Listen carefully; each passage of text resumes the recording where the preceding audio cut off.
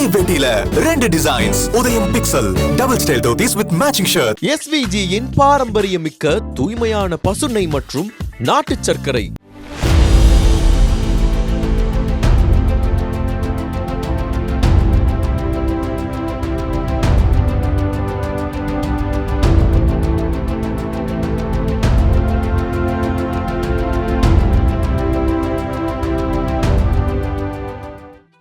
இந்திய அரசியலில் 2024ஆம் ஆண்டை பொறுத்தவரை பாரதிய ஜனதா கட்சிக்கான ஆண்டு என்றுதான் கூற வேண்டும்.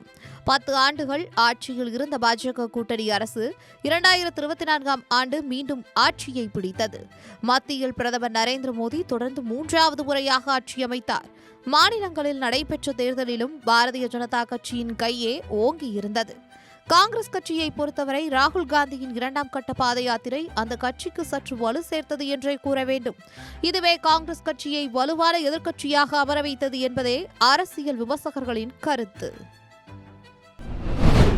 ஜனவரி 14ஆம் தேதியில் பாரத் ஜோடோ நியாய யாத்ராவின் 2ஆம் கட்ட பயணத்தை மணிப்பூர் இம்பாலில் இருந்து தொடங்கினார் ராகுல் காந்தி. 14 மாநிலங்களில் உள்ள 85 மாவட்டங்களை கடந்து மகாராஷ்டிர மாநிலம் மும்பையில் மார்ச் 17ஆம் தேதி இந்த நடைப்பயணம் முடிவுற்றது. இந்தியா கூட்டணி உருவாக காரணியாக இருந்த நிதிஷ்குமார் திடீரென தன் முடிவை மாற்றிக்கொண்டு பாஜகவுடன் கூட்டணி வைப்பதாக அறிவித்ததோடு பீகார் மாநில முதலமைச்சர் பதவியை ராஜினாமா செய்து தேசிய ஜனநாயக கூட்டணியின் முதலமைச்சராக பொறுப்பேற்றுக் கொண்டார்.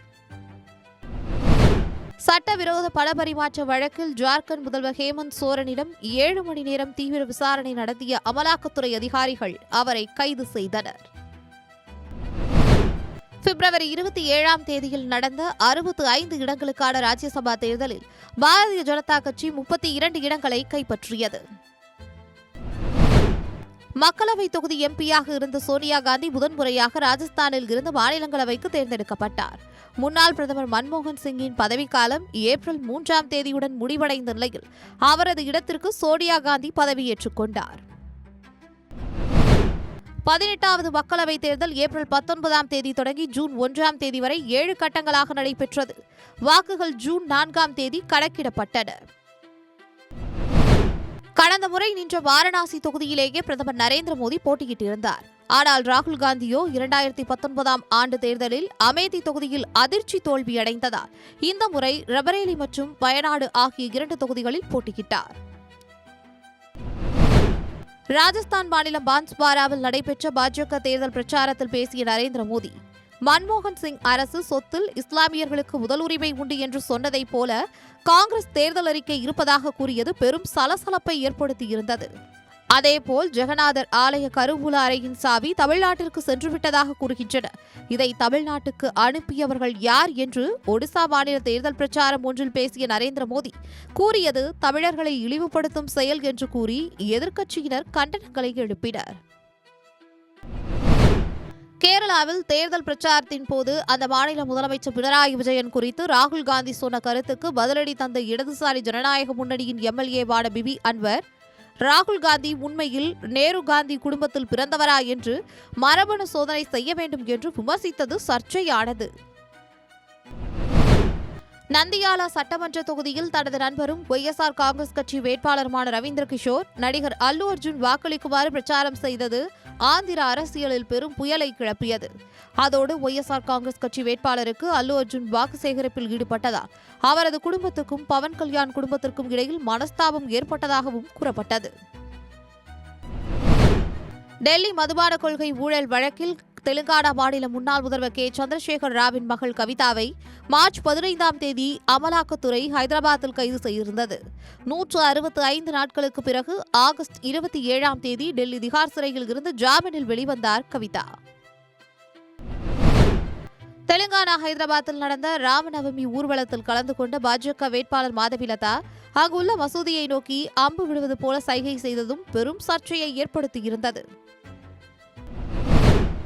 இறுதியாக மக்களவைத் தேர்தலில் பாஜக தலைமையிலான தேசிய ஜனநாயக கூட்டணி 293 இடங்களையும் காங்கிரஸ் தலைமையிலான இந்தியா கூட்டணி 232 இடங்களையும் கைப்பற்றின. பாரதிய ஜனதா கட்சி மட்டும் 240 தொகுதிகளையும் காங்கிரஸ் கட்சி 99 தொகுதிகளையும் கைப்பற்றின. மூன்றாவது முறையாக ஆட்சியை பாஜக பிடித்திருந்தாலும் கூட்டணி கட்சிகளான தெலுங்கு தேசம், ஜனதா தளம் ஆகிய கட்சிகளின் ஆதரவோடுதான் கூட்டணி ஆட்சியை தான் பாஜகவால் அமைக்க முடிந்தது. தொடர்ந்து இந்தியாவின் பிரதமராக மூன்றாவது முறையாக பதவியேற்ற நரேந்திர மோடி அமைச்சரவையில் கூட்டணி கட்சிகளின் பிரதிநிதித்துவமும் இருந்தது.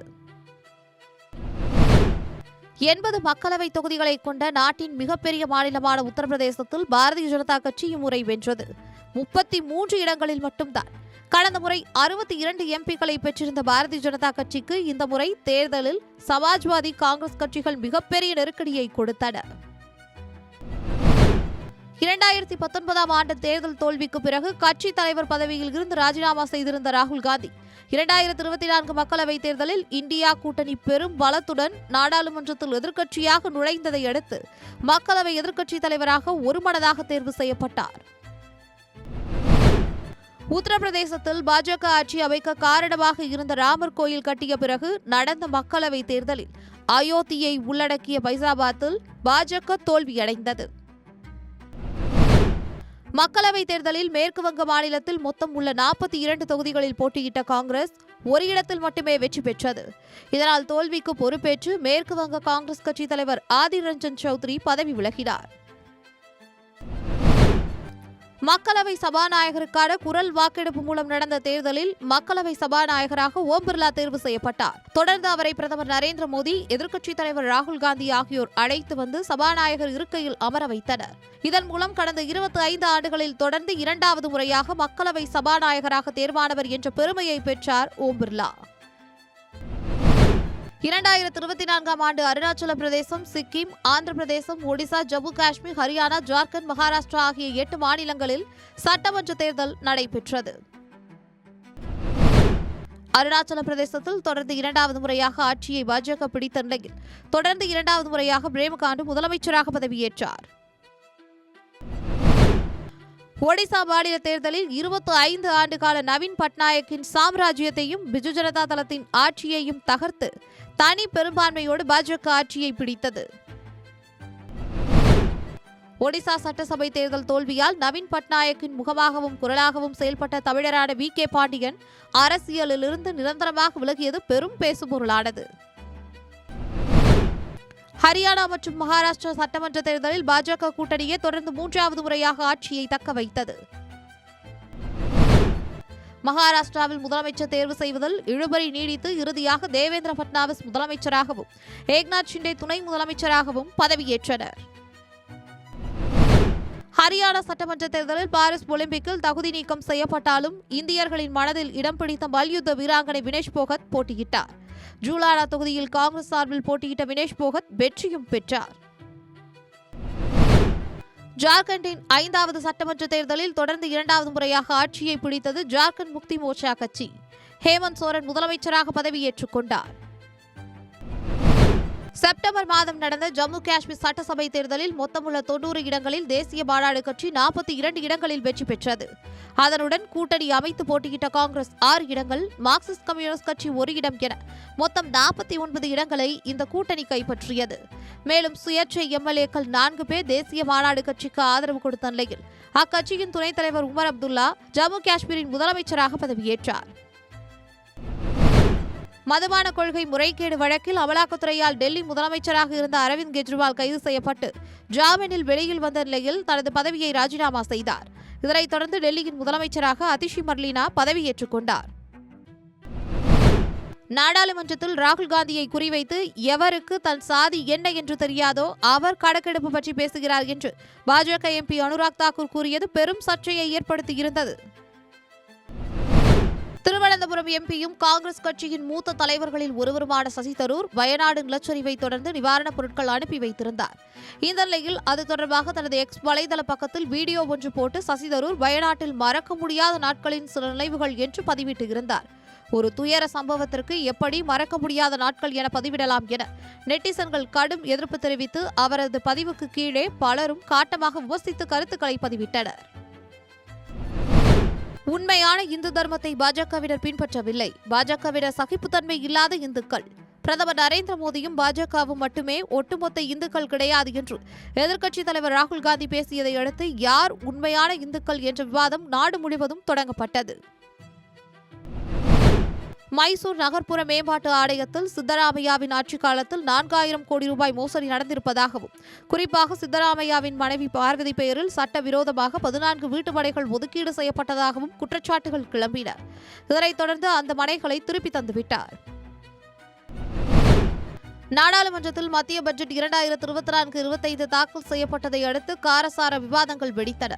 அதற்கு முக்கிய காரணம் பட்ஜெட் ஒருதலைப்பட்சமாகவும் அரசியல் சார்பு தன்மை கொண்டிருப்பதாகவும் பல மாநிலங்கள் புறக்கணிக்கப்பட்டு உள்ளன என்றெல்லாம் எதிர்க்கட்சிகள் முன்வைத்த குற்றச்சாட்டுகள் பேசுபொருளாக மாறின.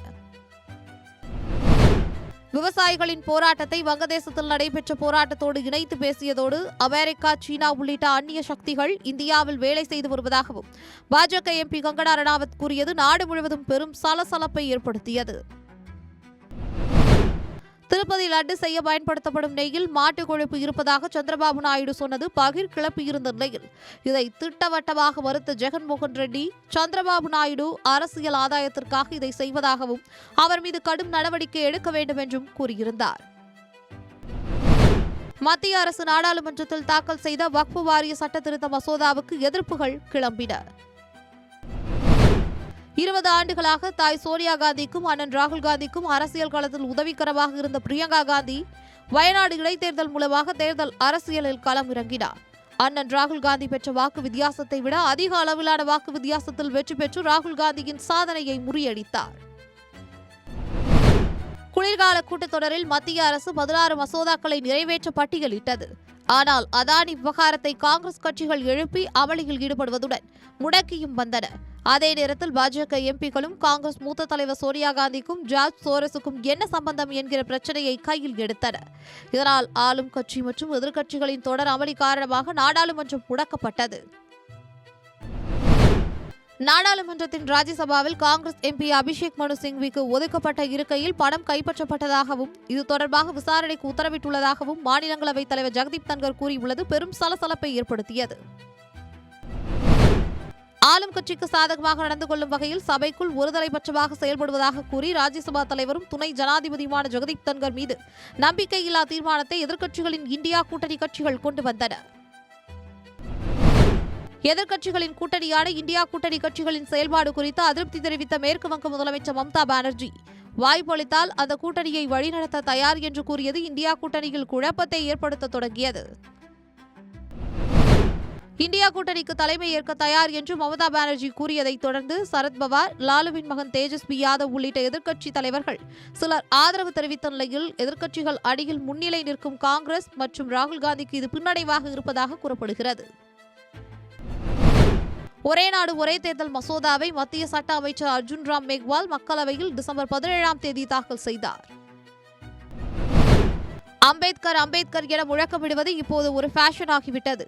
இதற்கு பதிலாக கடவுளின் பெயரை இத்தனை முறை உச்சரித்திருந்தால் அவர்களுக்கு சொர்க்கத்தில் இடம் கிடைத்திருக்கும் என மத்திய உள்துறை அமைச்சர் அமித்ஷா கூறிய கருத்துக்கு நாடு முழுவதும் கண்டனங்கள் எழுந்தன.